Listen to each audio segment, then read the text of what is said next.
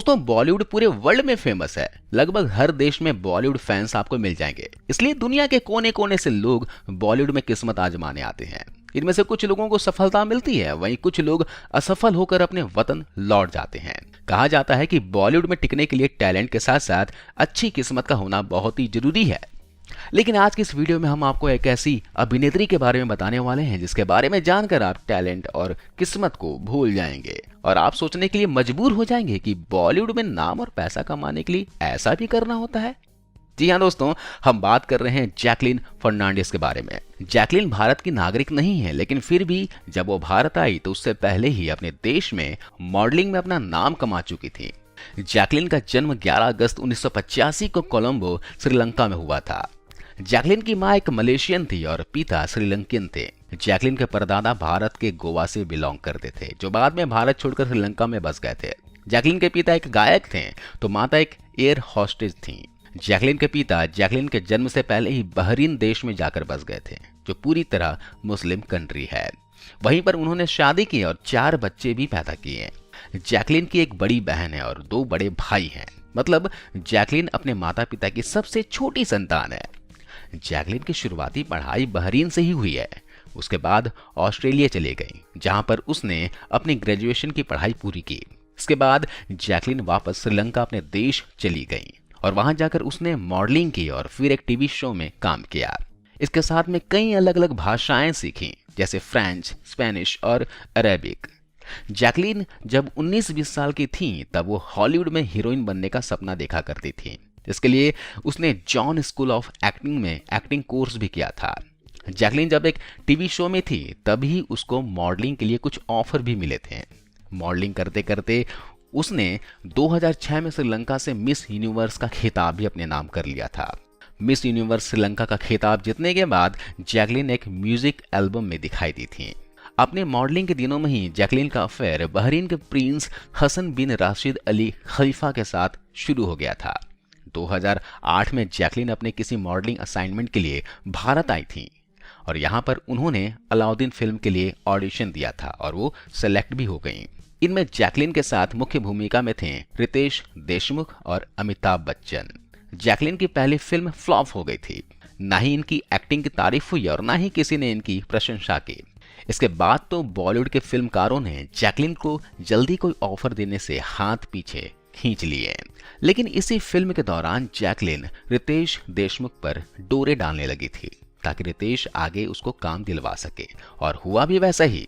Ritesh Jacqueline के हुस्न की जाल में फंस गए और उन्होंने इनकी सिफारिश आने वाली फिल्म के लिए कर डाली। फिल्म का नाम था जाने कहां से आई है। ये नाम जैकलीन पर सूट भी करता था। जिस तरह वो जगह जगह घूमती रही और लड़कों को फंसाती रही।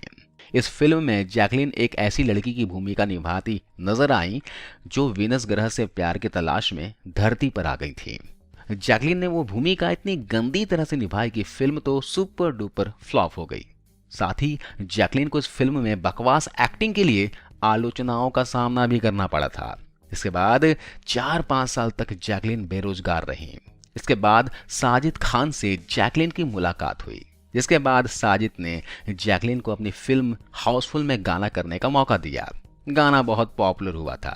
इसी गाने के बाद जैकलीन रितेश देशमुख को लात मार के अपनी जिंदगी से बेदखल कर देती हैं और साजिद खान से सेट हो जाती हैं। दोस्तों, गिनते जाना जैकलीन ने कितने लोगों को फंसाया और काम निकलने के बाद छोड़ दिया। चलिए आगे बढ़ते हैं। जैकलीन अब समझ गई थी कि उनका फिल्मी करियर नहीं चल रहा है, इसलिए उसने साजिद खान को अपने प्रेम जाल में फंसाया और उसके साथ हम बिस्तर भी हुई ताकि इंडस्ट्री में पैर जमाया जा सके। जाहिर सी बात है, साजिद खान बड़े फिल्म मेकरों में से ही गिना जाता था। फिर इनकी बहन फराह खान भी एक जाना माना कोरियोग्राफर और फिल्म मेकर हैं। ये बात तो जैकलीन भी अच्छी तरह से समझ चुकी थी, है ना। साजिद से दोस्ती और प्यार का परिणाम ये हुआ कि जैकलीन को उसी समय महेश भट्ट की एक फिल्म मिल गई और वो फिल्म थी मर्डर 2, और ये मूवी जैकलीन की पहली सफल मूवी गिनी जाती है। इसके साथ तो साजिद जैकलीन के साथ रोज रातें रंगीन करता और अपनी फिल्मों में लीड रोल देने लगा। साजिद की हाउसफुल 2 में जैकलीन मुख्य भूमिका में थी, क्योंकि इसमें बॉलीवुड के नामी हीरो थे और जिस वजह से वो फिल्म एक सफल मूवी बनी। इसलिए जैकलिन की 2 फिल्में सफल हो चुकी थी। लेकिन दोनों फिल्मों में ना तो जैकलिन की एक्टिंग की कोई तारीफ हुई और ना ही जैकलिन के होने से किसी को कोई फर्क पड़ा। फिल्म के लोगों ने तो यहाँ तक कह दिया था कि छोटे ग्लैमरस रोल में भी जैकलिन कुछ नहीं कर पा रही हैं, तो ये एक्टिंग में कुछ भी नहीं कर पाएंगे। लेकिन 2 हिट फिल्म इनके खाते में ऐड हो गई थी और ये सच्चाई थी। साजिद अब जैकलिन से शादी करना चाहता था क्योंकि जैकलिन अब सफल फिल्मों का हिस्सा रह चुकी थी। लेकिन जैकलिन की शर्त थी कि जब तक वो बॉलीवुड इंडस्ट्री में टॉप की एक्ट्रेस नहीं बन जाएगी तब तक वो साजिद तो क्या दुनिया के किसी भी आदमी से शादी नहीं करेंगे। लेकिन हाँ, वो दोस्ती और प्यार की आड़ में शारीरिक संबंध जरूर बना सकती हैं। इसके बाद साजिद ने अपने दोस्त अब्बास मस्तान से अपनी आने वाली फिल्म में जैकलिन को कास्ट करने के लिए कहा। दोस्ती के नाते अब्बास मस्तान ने जैकलिन को रेस मूवी का हिस्सा बना लिया। किस्मत से ये फिल्म भी हिट हो जाती है। लेकिन अब जैकलिन समझ गई कि अगर साजिद खान से शादी करती है तो फिल्में भी मिलना बंद हो सकती हैं और साजिद खान को कोई दूसरी लड़की भाग गई तो वो इसे साइड करना शुरू कर देगा। इसलिए रेस मूवी हिट होने के बाद जैकलिन साजिद को ही साइड करने लगी। एक तरफ तो वो साजिद को साइड करती जा रही थी तो दूसरी तरफ वो मशहूर फिल्म मेकर साजिद नाडियावाला पर डोरे डालने लगी, क्योंकि जैकलिन जानती थी कि साजिद नाडियावाला भी एक बड़ा फिल्म मेकर है और हिट फिल्में देने के लिए जाना जाता है।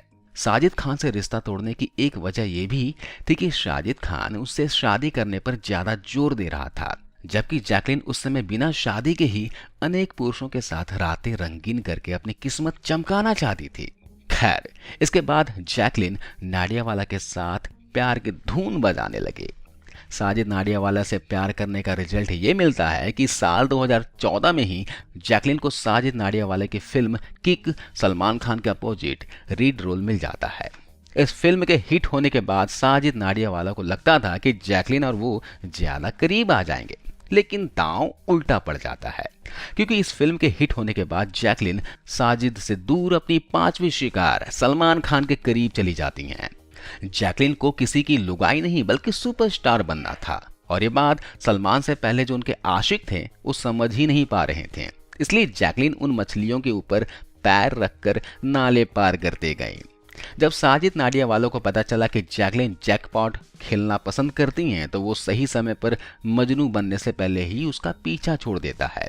तो वहीं जैकलिन बन गई सलमान खान की नंबर 2 एक्ट्रेस, क्योंकि उस समय पहले नंबर पर सोनाक्षी सिन्हा ऑलरेडी थी। सलमान और जैकलिन का रिश्ता कभी भी जीएफ और बीएफ वाला नहीं था। ये दोनों एक दूसरे की जरूरत को पूरी करने वाले एक ऐसे रिश्ते से जुड़े हुए थे जो अक्सर बॉलीवुड वालों को पसंद होता है।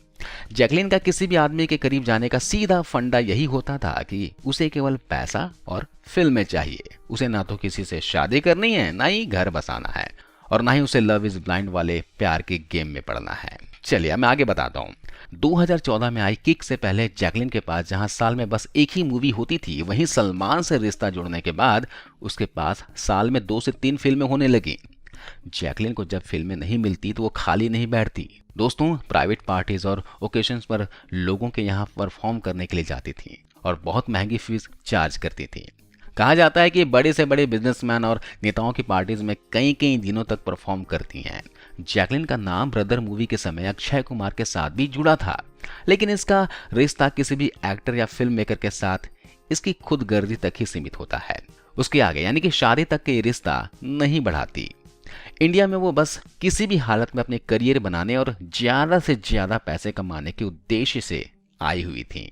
करियर की बात की जाए तो विदेशी होने के बाद भी जैकलिन को कई बड़ी फिल्मों में काम मिला, लेकिन उनकी एक्टिंग की तारीफ आज तक किसी भी फिल्म में नहीं हुई। जैकलिन ने 2017 में एक फिल्म की थी जेंटलमैन। जैकलिन के अपोजिट थे सिद्धार्थ मल्होत्रा। इस फिल्म के बाद भी जैकलिन और सिद्धार्थ के अफेयर्स की खबरें भी कई बार बॉलीवुड मीडिया में आई और फिल्म के फ्लॉप होने के बाद भी मीडिया में छाई रही। सिद्धार्थ के बाद जैकलिन का नाम अभी तक किसी भी व्यक्ति के साथ शायद नहीं जुड़ा होगा, क्योंकि जैकलिन ने अपने आप को पूरी तरह भाईजान और उनके एनजीओ के लिए न्यौछावर कर दिया है। आज जैकलिन बीइंग ह्यूमन एनजीओ में चैरिटी मेंबर के रूप में जुड़ी हुई हैं और सलमान भाई के साथ आने के बाद हीरोइन बनने का जो इनका जुनून था, सपना था, लगभग खत्म हो चुका है। वो भाईजान के एनजीओ के लिए शिद्दत से काम करती हैं।